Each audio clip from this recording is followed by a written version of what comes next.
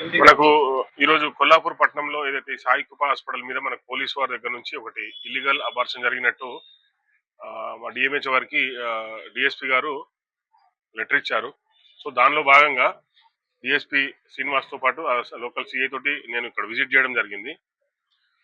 దానికి సంబంధించి మేము పూర్తి ఆధారాలు అంటే ఓపీ రిజిస్టర్ కార్డు నుంచి రిమైనింగ్ అన్ని మేము వెరిఫై చేస్తున్నాము. దీనికి సంబంధించి ఎస్పీ గారితో కలెక్టర్ గారితో మాట్లాడడం జరిగింది. ప్రస్తుతానికైతే మాకు ఒక కమిటీ ఉంటుంది ఏదైనా హాస్పిటల్ పూర్తిగా సీజ్ చేయాలంటే.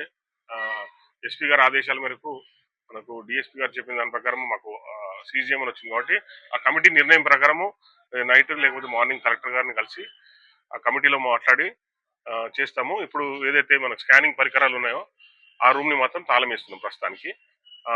పూర్తిగా రిపోర్ట్స్ అన్ని మేము స్టడీ చేసిన తర్వాత చెప్తామండి. అది అప్పుడే తెలియదండి. ఇంకా పోలీస్ వాళ్ళకి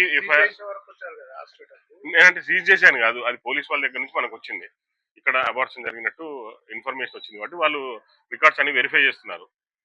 దాని ప్రకారం పోలీస్ వాళ్ళు ఫర్దర్ ఇన్వెస్టిగేషన్ దాని ప్రకారం మేము కూడా సీజ్ చేయడం జరుగుతుంది. ప్రస్తుతానికి అలాంటిది ఏం రండి, ఇంకా నిజాలు బయటపడ్డాయనేది ఇంకా అప్పుడే నిర్ధారణ మాకు కాలేదు.